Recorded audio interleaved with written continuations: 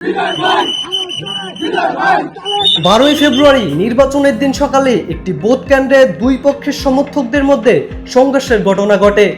এমন একটি কৃত্রিম পরিস্থিতি তৈরি করে মহড়া চালিয়েছে বাংলাদেশ সেনাবাহিনী। পরিস্থিতি নিয়ন্ত্রণে প্রথমে পুলিশ ও বিজিবি ঘটনাস্থলে পৌঁছে আইনশৃঙ্খলা রক্ষায় কার্যক্রম শুরু করে।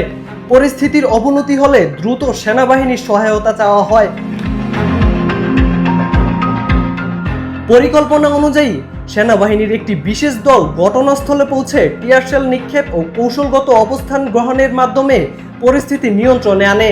একই সঙ্গে আহত ব্যক্তিদের উদ্ধার করে প্রাথমিক চিকিৎসা দেওয়া হয়।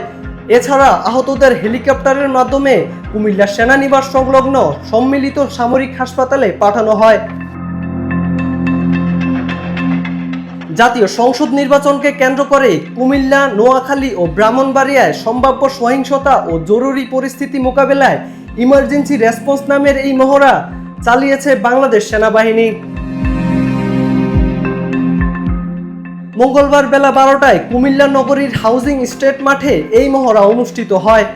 এই মহড়ার মাধ্যমে ভোট কেন্দ্র দখল, সহিংসতা, অগ্নিসংযোগ ও বিশৃঙ্খলা পরিস্থিতিতে সেনাবাহিনীর সমন্বিত ও দ্রুত প্রতিক্রিয়ার সক্ষমতা যাচাই করা হয়। এতে বিভিন্ন সংস্থার মধ্যে সমন্বয়, কমান্ড ও কন্ট্রোল ব্যবস্থা এবং জরুরি পরিস্থিতি মোকাবেলার প্রস্তুতি মূল্যায়ন করা হয়।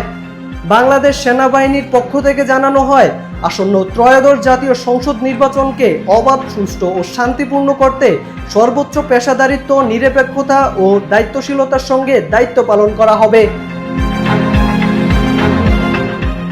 ইমরান হোসেন, বাংলা পোস্ট।